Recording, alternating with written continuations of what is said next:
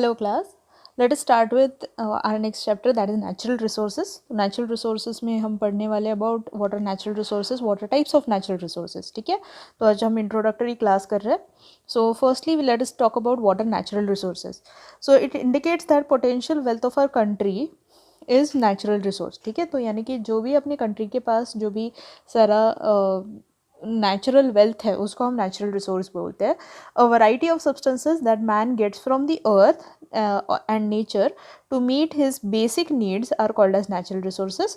The word resource itself means a source or supply of material which is generally held in reserve. ठीक है, तो हमारे पास जो भी सारा मटेरियल है जो कि ह्यूमंस को नेसेसरी है for doing every activity like from every से इंडस्ट्रियल यूसेजेस से लेके सब कुछ करने के लिए जो हमें चीज़ लगती है वो सारी चीज़ें जो है वो नेचुरल रिसोर्स है.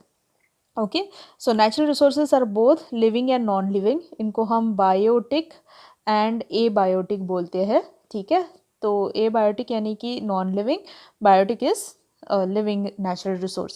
Some of these resources are found in abundance while others are found in limited quantities. तो ये बहुत essential है और इसीलिए हम चैप्टर पढ़ते हैं. दैट इज़ क्योंकि कुछ रिसोर्सेज बहुत लिमिटेड है और उनको कंजर्व करना बहुत ज़रूरी है. ठीक है, तो ये अंडरस्टैंड करना कि कौन सा अबंडेंस में कौन सा से लिमिटेड क्वांटिटी में और इनका जुडिशियस यूज़ कैसे करना है, that is the main aspect of this chapter. So that are into some restricted parts of the land. So this is the reason why natural resources have to be used wisely. However, in reality it is not so. There has been indiscriminate use of natural resources. हम बिल्कुल ही अनजुडिशियस वे में इनको use करते हैं जिसकी वजह से probability है कि इनका अर्थ के ऊपर जो है वो एग्जॉस्टिंग बहुत जल्दी हो जाएगा. ठीक है, तो यही रीज़न है हम इसको पढ़ते हैं. ठीक है, so what are the types of natural resources that we have. So types of natural resources are, there are two types of natural resources majorly. It can be divided according to the basis of availability of natural resource. One is inexhaustible यानी कि जो कभी भी ख़त्म नहीं होगा, and exhaustible natural resource that is जो ख़त्म हो जाएगा. So these are the two types of natural resources which are available, that is exhaustible and inexhaustible natural resource.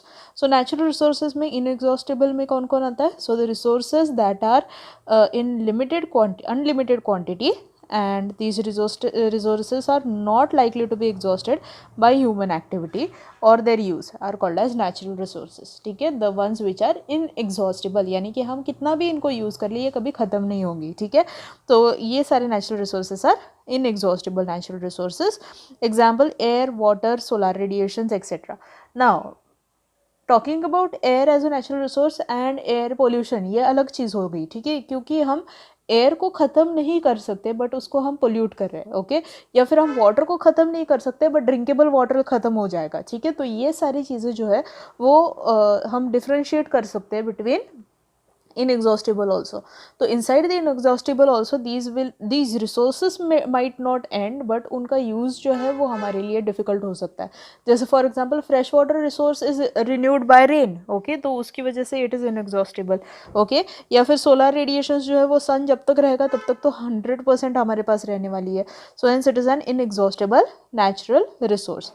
Then comes the exhaustible natural resource यानी कि the ones which can get से कभी ना कभी वो ख़त्म हो जाएगी.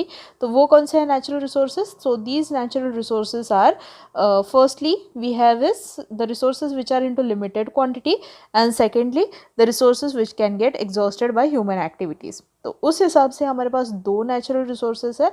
first is the non renewable यानी कि इनको हम वापस से रिप्लेनिश नहीं कर सकते, रिसाइकल नहीं कर सकते, सो और रिप्लेस नहीं कर सकते. So hence these will get exhausted. So they may get exhausted because of that. For example minerals, fossil fuels, coal, petroleum, ये सारी चीज़ें जो है इनको हम रीन्यू नहीं कर सकते.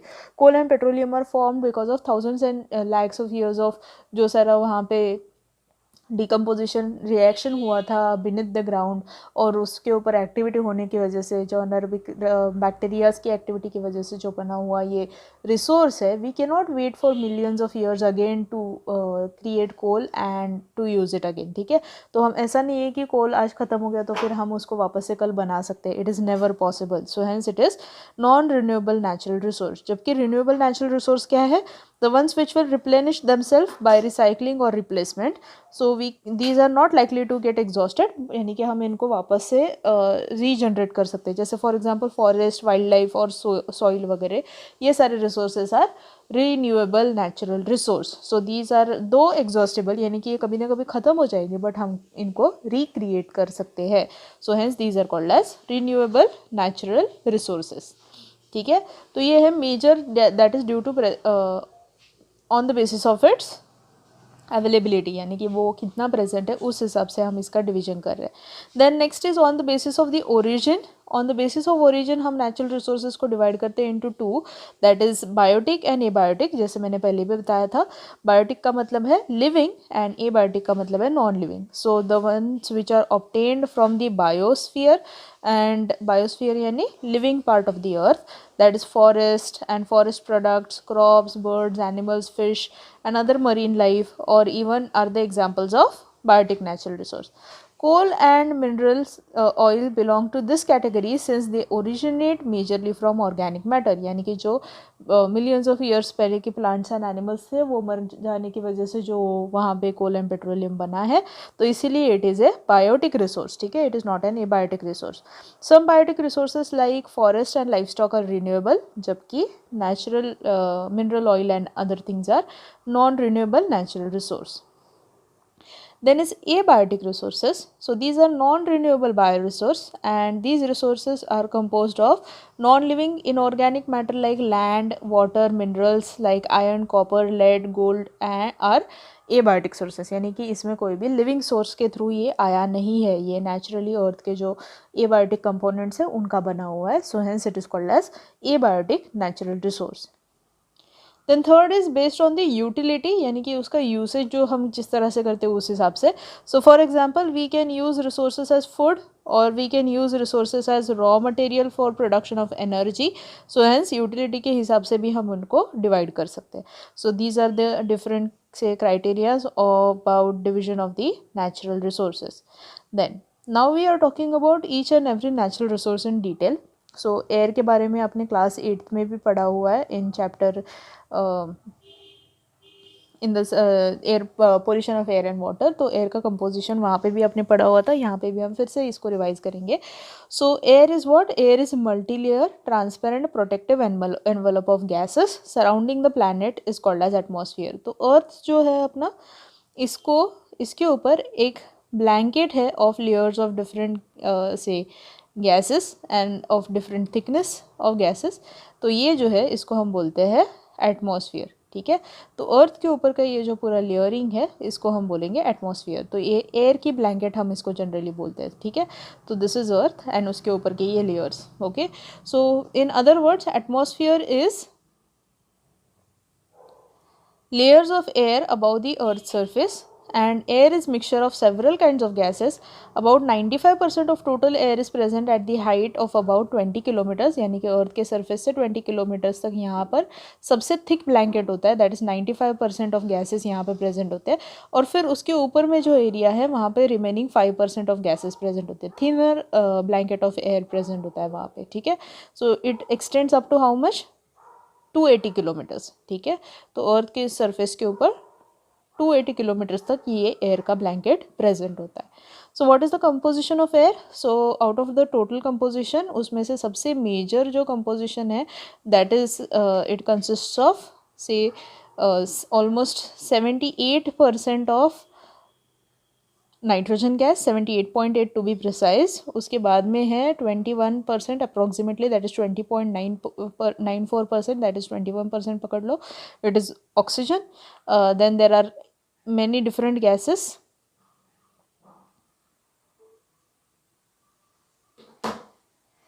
विच आर इनर्ट गैसेस, और या फिर जाके हम इनको नोबल गैसेस बोलते हैं, अपने केमिस्ट्री में पढ़ा होगा, जैसे कि एरागॉन, जेनॉन, नियॉन एक्सेट्रा. ये सब लोग जो है वो ट्रेस अमाउंट्स में रहते हैं. एरागॉन सबसे ज़्यादा है, that is 0.9%, whereas there is only 0.03% of CO2 which is present into the atmosphere. ठीक है, तो ये सारे कंपोजिशन ऑफ एयर है. Besides the gaseous components which are present in air, air also contains water vapor, industrial gases, dust, smoke या फिर microorganisms, pollen particles, fungal spores, viruses, ये सब भी चीज़ें जो है वो एयर में सस्पेंडेड होती है. ठीक है.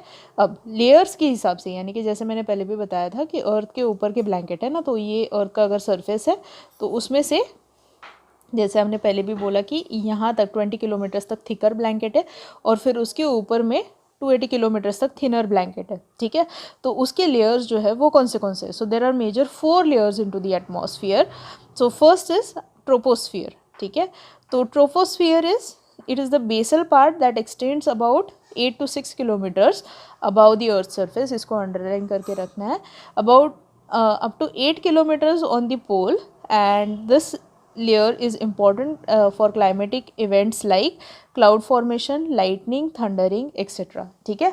तो यही मेन रीजन है ऑफ एक्टिविटी. ठीक है. यानी कि जहाँ पे ह्यूमन की सबसे ज़्यादा एक्टिविटी होती है, that is this region, that is from 8 kilometre to 16 kilometre area above the earth surface. So this region extends the major amount of atmospheric blanket. So that is troposphere. So this region's air temperature gradually decreases with height and its upper limit is called as tropopause. ठीक है. तो tropopause के बाद में next layer start होती है, that is called as stratosphere. ठीक है. तो ये आपके शीट्स में नहीं है, तो I would like you all to make handwritten notes of this. ठीक है. तो आप ये सारे इंपॉर्टेंट रीजन्स कहाँ से कहाँ एक्सटेंड होता है और कौन से एक्टिविटीज़ वहाँ पे होती है, वो एक शॉर्ट में अपने बुक में इसके नोट्स बना के रखो. ठीक है. The next layer is stratosphere. तो स्ट्रेटोस्फियर का कहाँ से स्टार्ट होता है, ट्रोपोपॉज के ऊपर. So it lies next to troposphere which is about 50 kilometres high, and this layer temperature rises. There is formation of ozone layer in this region and which absorbs the harmful UV radiation. ठीक है. तो stratosphere में क्या है, क्या होता है, ये आपको क्वेश्चन आता है. सो वहाँ पे ओजोन लेयर होता है. Ozone layer is formed by the combination of O2 with one nascent oxygen, that is forming O3. और ये जो O3 बनता है that is because of UV radiation का एक्टिविटी. तो ये जो O3 बनता है it protects the earth from harmful sun's UV radiations. क्योंकि यूवी रेडिएशंस जो है वो जैसे ही अर्थ के एटमॉस्फेयर में एंटर होती है, it causes global warming, it causes temperature rising, it also causes से denaturation of leaves, it causes skin cancer in humans, it can cause cataract. ये सारी चीज़ें उसकी वजह से हो सकती है. सो हेंस प्रोटेक्शन के लिए ओजोन हमारे लिए बहुत इसेंशियल है. Then next we have is mesosphere. Mesosphere जो है वो स्ट्रेटोस्फियर के ऊपर है and it is lies next to stratosphere. It is about 80 kilometres in height and temperature decreases in this region. ठीक है. तो यहाँ पे अगेन टेम्परेचर फॉल होता है. Then is ionosphere. Ionosphere is 400 kilometres above the earth surface, and in this layer gaseous components become ionized due to sun's energy and remain as ions there. ठीक है. तो ये है सारे layers on the of the atmosphere. इनको आपको अच्छे से अपने बुक में नोट डाउन करना है. ठीक है. So I leave this here so that you can just pause the video and write it down so that you will have the information into your notebook. बस इसको बना लोगे तो भी बहुत है. तो चार्ट में ही कम्प्लीटली यहाँ पे देखे हैं. So you can just draw this chart into your notebook. You have to click the image and send it to me as this is for your homework. Here again is a diagrammatical representation जहाँ पे बताया गया है कि कैसे उसके Heights बढ़ते जाते हैं. सो दैट इज़ सबसे नीचे में अर्थ के सरफेस के ऊपर वहाँ पे दिखाया है कि यहाँ पे कुछ ह्यूमन एक्टिविटीज़ है. So that is troposphere. उसके ऊपर का जो है वो आयोनोस्फियर है. फिर जाके यहाँ पे मीजोस्फियर, ओजोनोस्फियर, यानी कि स्ट्रेटोस्फियर लेयर में ओजोन है वहाँ पे, इसीलिए ओजोनोस्फियर. स्ट्रेटोस्फियर के ऊपर मीजोस्फियर, मीजोस्फियर के ऊपर आयोनोस्फियर. तो ये सारे रीजन्स है on the of the atmosphere on the earth surface.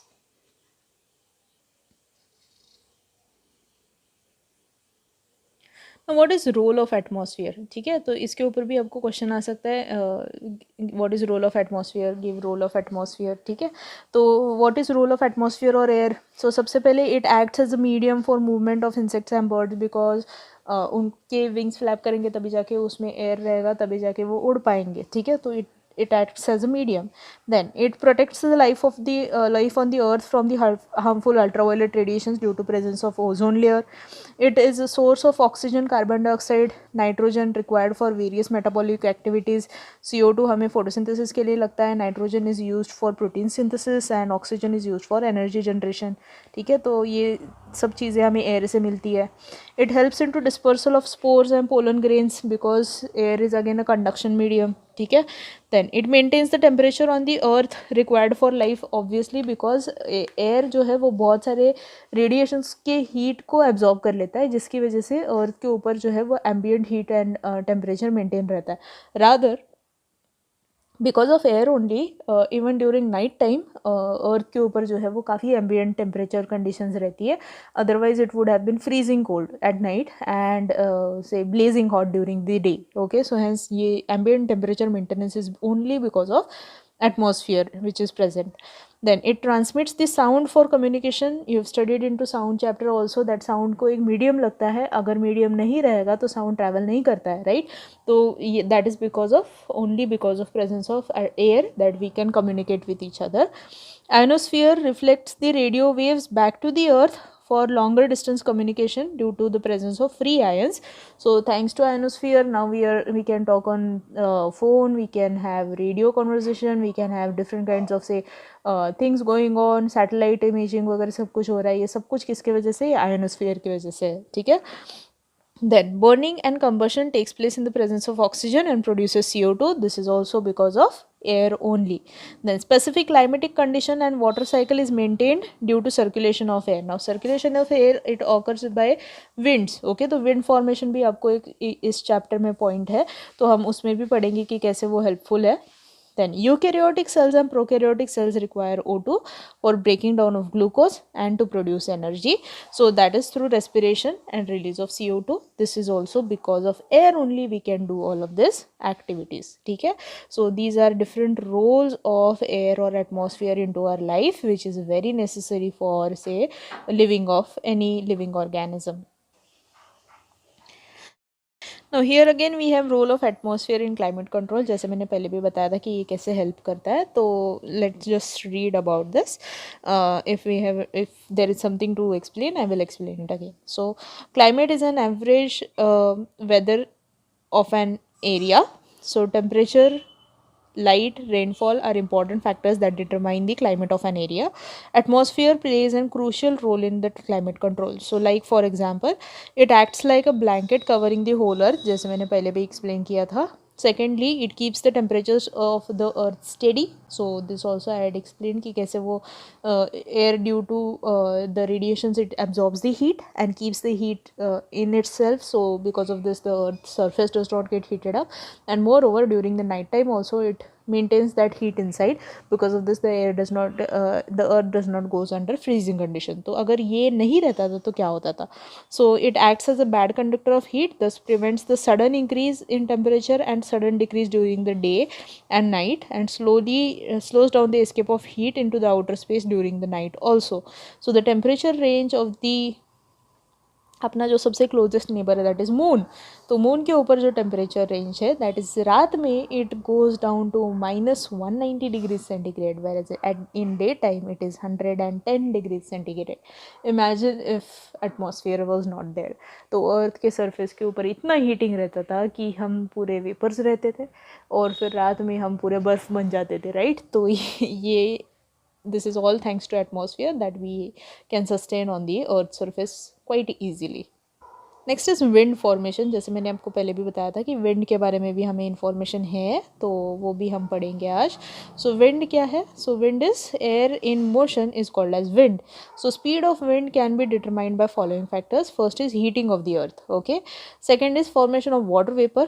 Third is atmosphere can be heated by from below by radiations, and such radiations are reflected back, and the convection currents that appear in air on being heated. So these are the reasons for heating up. ठीक है.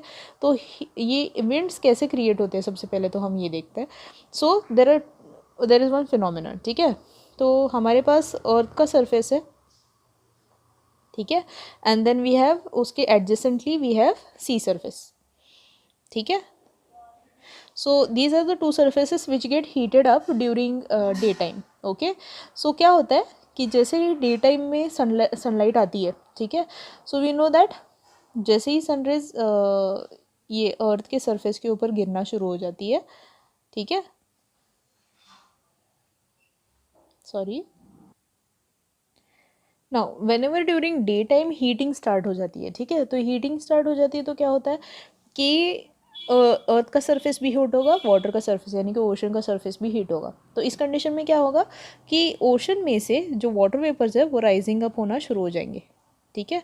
तो जैसे ही water vapours यहाँ पे rise हो जाएंगे तो क्या होगा, हीटिंग की वजह से these water vapour will occupy the area here, ठीक है. तो यहाँ पे super water vapour condensed area हो जाएगा.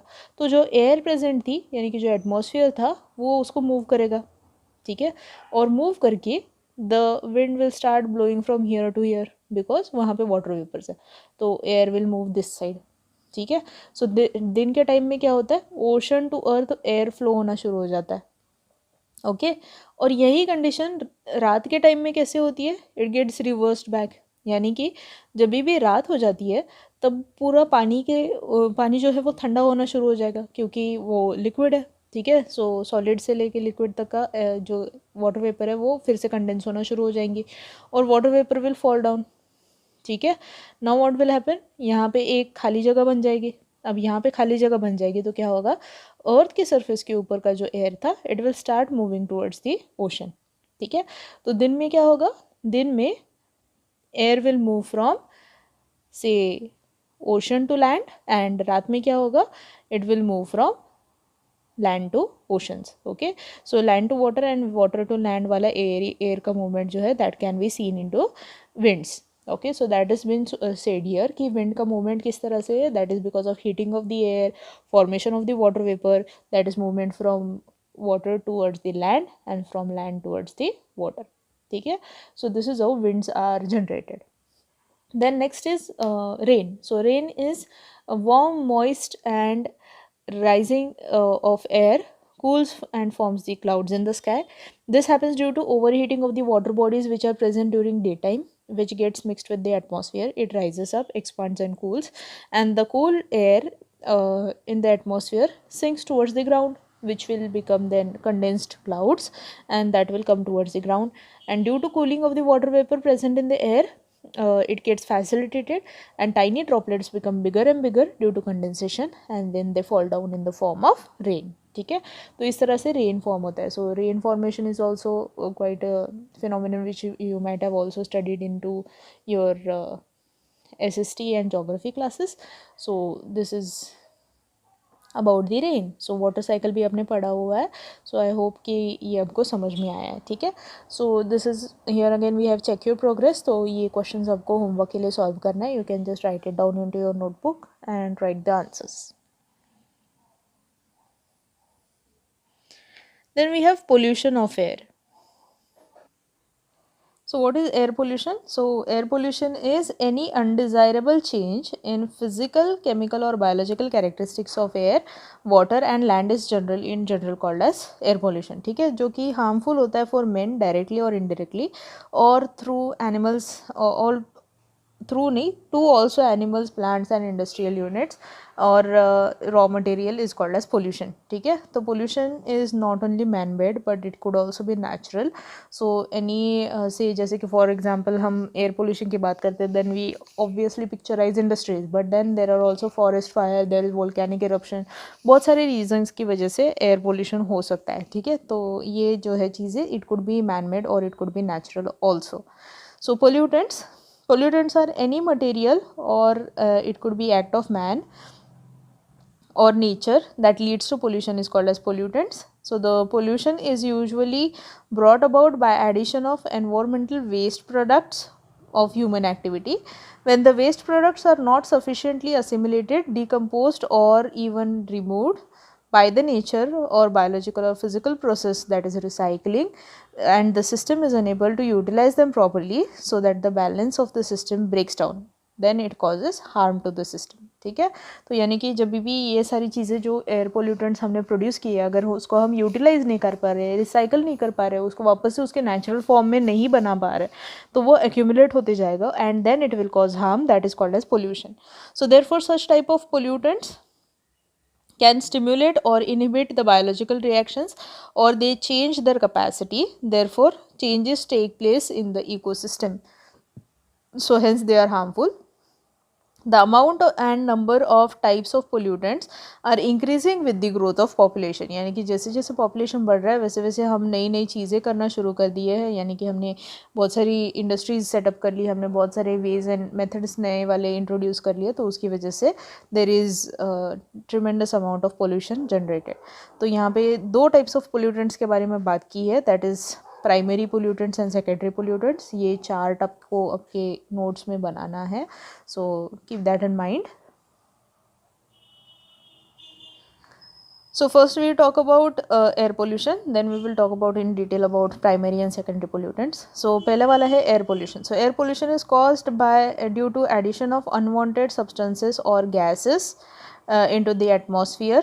ठीक है. So atmospheric pollution is mainly caused by the activity of man and concentrated to inhibited and industrial complexes in the cities. There are two types of air pollutants. First is gaseous, यानी कि जो air का ही type होता है. So these are includes various gases and vapors and volatile substances which are present, and even compounds which are with a boiling point below 200 degree centigrade cause air pollution.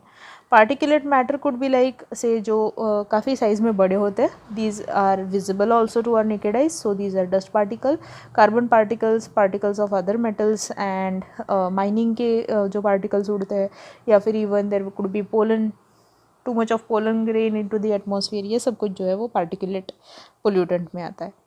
Then major air pollutants and their effect यहाँ पे दिया हुआ है, इसके ऊपर भी आपको questions आ सकते हैं. स्पेसिफिकली कॉम्पिटिटिव एग्जाम्स में इसके ऊपर बहुत सारे क्वेश्चंस आते हैं. So let us talk about it. So first is carbon monoxide. So carbon monoxide one of the infamous one. ठीक है, ये सबसे मेजर एयर पोल्यूटेंट है. So carbon monoxide is the main air pollutant which is present. Carbon monoxide is highly toxic to our body and it is colourless, it is odourless in nature. Generally ये incomplete combustion of fuels की वजह से generate होता है, unburned hydrocarbons की वजह से generate होता है, अनबर्नड वुड की वजह से, यानी कि इनकम्प्लीट कंबस्टेड वुड की वजह से प्रोड्यूस होता है. तो जो ये कार्बन मोनोऑक्साइड है, इसका इल इफेक्ट अपने 8th क्लास में पढ़ा हुआ है, but then I explain it to you again. तो जब भी क्या होता है अपनी बॉडी में, लंग्स में whenever we inhale we take in air जिसमें O2 प्रेजेंट होता है. ठीक है, अब ये O2 जो है इसको कैरी करने के लिए हमारे बॉडी में है RBC. ठीक है, and RBC is contain haemoglobin. ठीक है, तो ये जो हीमोग्लोबिन है, तो हीमोग्लोबिन इज़ लाइक से vehicle for carrying the oxygen. ठीक है, तो RBC के ऊपर की ये जो सीट है वहाँ पे ये O2 जाके बैठ सकता है. सो वेनेवर एयर हम इनहेल करते हैं और उसमें से O2 अंदर आता है, तो RBC लंग में पहुंचती है, वहाँ पे वो इस O2 को अपने ऊपर बिठाती है. ठीक है, and then it takes from there and transports it to the cell. ठीक है, जो हमारे बॉडी के सेल्स है वहाँ पे वो ट्रांसपोर्ट करती है. तो RBC वहाँ जाके पहुँचेगी. Okay, and what it will do is it will take out the O2 which was taken in from the lungs and give it to the cell. ठीक है, ताकि सेल इसको यूज़ करके एनर्जी प्रोड्यूस कर सके. Now what happens is whenever in air instead of having O2 there is also presence of carbon monoxide. ठीक है, तो कार्बन मोनोऑक्साइड जब भी उसमें प्रेजेंट होता है तो इस टाइम में क्या होता है कि O2 की जितनी इसकी तरफ एफिनिटी है, यानी कि हीमोग्लोबिन को तो पता है अपने को O2 को बिठाना है. ठीक है, बट कंपटीशन में यहाँ पे कौन है, कार्बन मोनोऑक्साइड है. So what will carbon monoxide do, O2 को दे देगा धक्का और खुद जाके बैठ जाएगा RBC के ऊपर. ठीक है, तो instead of forming a compound that is called as oxyhaemoglobin यानी कि ऑक्सीजन एंड हीमोग्लोबिन का कॉम्प्लेक्स. ठीक है, it will form a compound that is called as carboxyhaemoglobin. ठीक है, that is a compound of combination of carbon monoxide and haemoglobin. ठीक है, तो ये जो है ये रिवर्सिबल बॉन्ड से बनता है। ये रिवर्सिबल बॉन्ड यानी कौन सा, बॉन्ड बनाओ बॉन्ड तोड़ो, बॉन्ड बनाओ बॉन्ड तोड़ो। तो कैसे बनता है ये साइकिल कैसे चलता है कि आरबीसी जाएगा, बॉन्ड बनाएगा O2 के साथ, ऑक्सी हीमोग्लोबिन बनाएगा, लेके जाएगा सेल तक, बॉन्ड ब्रेक करेगा, ऑक्सीजन को रिलीज करेगा और सेल को दे देगा। हीमोग्लोबिन वापस से सर्कुलेशन में ब्लड के थ्रू जाएगा लंग्स में, नेक्स्ट ऑक्सीजन को लेके आएगा। ठीक है, so that is a reversible bond, यानी कि ये बॉन्ड बना सकता है, बॉन्ड तोड़ सकता है। But then when we come to this carboxyhaemoglobin, ये जो बॉन्ड है वो एक परमानेंट बॉन्ड है। ठीक है, तो ये जब भी जाके इस आरबीसी के ऊपर बैठता है, यानी कि जब ये कार्बन मोनोऑक्साइड वाला बॉन्ड बनाता है हीमोग्लोबिन के साथ, तो ये बॉन्ड जो है वो इर्रिवर्सिबल बॉन्ड बन जाता है। यानी कि ये कार्बन मोनोऑक्साइड को कैरी करके कहीं छोड़ो और फिर वापस से लंग्स में जाके ऑक्सीजन कैरी करो, ये वाला फंडा ही ख़त्म हो जाएगा। ठीक है, तो इसकी वजह से क्या होता है, ये जो आरबीसी था पहले वाला, ठीक है, that RBC will now have carbon monoxide into it for ever. ठीक है, फॉर एवर यानी कब तक, सो इफ़ सपोज आरबीसी का लाइफ स्पैन कितना है, एक आरबीसी का लाइफ स्पैन होता है 120 डेज। ओके, एंड जब ये इसके साथ बॉन्ड बनाया तब उस आरबीसी का था डे 5। ठीक है, 5 साल की थी, 5 दिन की थी वो आरबीसी। ओके, 5 दिन के आरबीसी को अगर उसने अफेक्ट किया है, then it will continue for 115 days, and जब जाके आरबीसी डिस्ट्रक्ट होगी तब जाके वो वहाँ से कार्बन मोनोऑक्साइड निकलेगा, तब तक वो आरबीसी के ऊपर बैठ के रहेगा। यानी कि 115 डेज़ के लिए we will carry lesser oxygen, यानी कि वहाँ पे जो O2 कैरी होने वाला था वो O2 कैरी ही नहीं होगा because of presence of carbon monoxide. ठीक है, तो इसकी वजह से क्या होता है कि बॉडी के अंदर कितने सारे आरबीसीज है, इमेजिन अगर उतने सारे आरबीसीज में से अगर 1/4 भी आरबीसीज में से कार्बन मोनोऑक्साइड बैठ गया तो भी कितना हार्मफुल हो सकता है, यानी कि इट इवन में लीड टू डेथ। यानी कि ये परमानेंटली अगर अपने आरबीसीज को डैमेज करता गया, इतने सारे आरबीसीज हम हमारे बॉडी में कार्बन मोनोऑक्साइड को देते गए, तो फिर हमारे body will go under damage. ठीक है, so hence it is very harmful for our body. So hence carbon monoxide is highly toxic. ठीक है, so it may even lead to death of a person. Okay, so क्या क्या होता है यहाँ पे बताया है कि it blocks the oxygen transportation site of the haemoglobin and it impairs the respiration of a person, it may also lead to death. ठीक है, then second is unburned hydrocarbons. So unburned hydrocarbons में आते हैं, so out of them 3-4 benzpyrene and benzpyrene, and this is the main air pollutant and it causes cancer into our lungs, so hence it is very harmful. Then there is ethylene causes falling of the leaf, जिसको हम leaf senescence बोलते हैं। तो ये without any particular reason हो सकता है, falling of birds हो सकता है। तो जनरली इथिलीन जो है वो प्लांट में एजिंग कराता है, यानी कि वो प्लांट के अंदर राइपनिंग वगैरह कराता है। तो अगर ethylene as a gas, as a pollutant ज़्यादा प्रेजेंट रहेगा तो obviously it will trigger unwanted senescence into a plant. Senescence यानी फॉलिंग ऑफ, तो जैसे फॉल सीजन में सारे लीव्स गिरना शुरू हो जाते हैं उस तरह से, यानी कि इथिलीन अगर ज़्यादा प्रेजेंट रहेगा एयर में तो उसकी वजह से प्लांट के लीव्स गिरना शुरू हो जाएंगे, उसके बर्ड्स गिरना शुरू हो जाएंगे, राइपनिंग जल्दी होना शुरू हो जाएगा, जबकि प्लांट का फ्रूट जो है वो अभी तक ठीक से ग्रो भी नहीं हुआ होगा तब तक।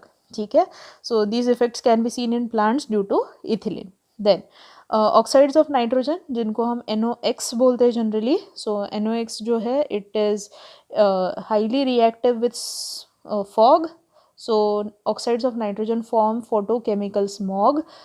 Smog is fog plus smoke, that is smog. So it is in the atmosphere and release the ozone.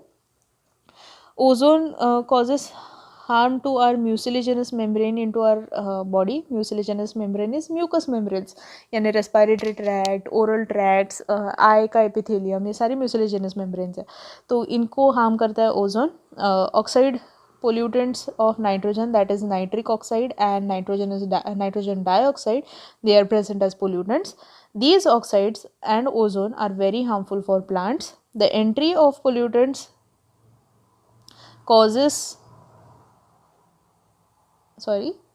various diseases in animals like respiratory trouble such as emphysema, bronchitis, swelling of the lungs and lung cancer. ठीक है। तो ये जो सारे pollutants है, air pollutants है, ये हमारे बॉडी में प्रेजेंट होने की वजह से, यानी कि ये हमारे सिस्टम में आने की वजह से, इनकी वजह से क्या हो सकता है, they can cause all of these diseases और डिसऑर्डर्स इनटू आवर बॉडी। इनको याद रखो, ठीक है।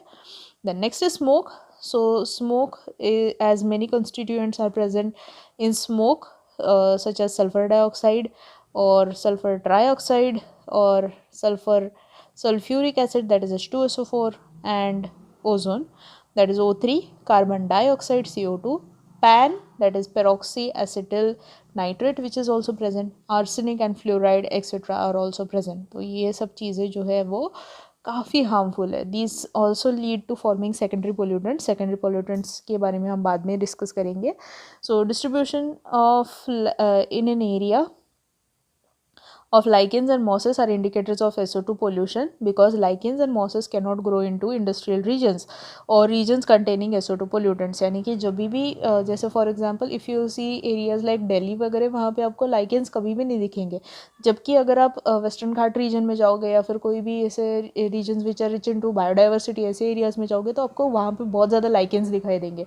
तो रीज़न क्या है कि SO2 पोल्यूशन जहाँ ज़्यादा रहेगा, लाइकेंस मरते जाएंगे। वहाँ पे आपको ट्री बार्क्स के ऊपर, ब्रांचेस के ऊपर लाइकेंस की ब्लैक सूट दिखाई देती है, यानी कि लाइकेंस जो है वो डेड हो गई है बिकॉज ऑफ इंडस्ट्रियल पोल्यूशन, ठीक है। Otherwise lichens will be very full fledgedly growing into areas और which are very fresh with air and atmosphere, ठीक है, और free from pollution.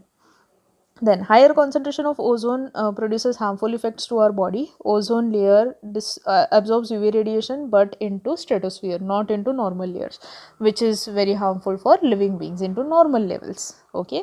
And then lastly we have aerosols। aerosols are particulate say gaseous material जो होता है उसको aerosols बोलते हैं हम लोग generally।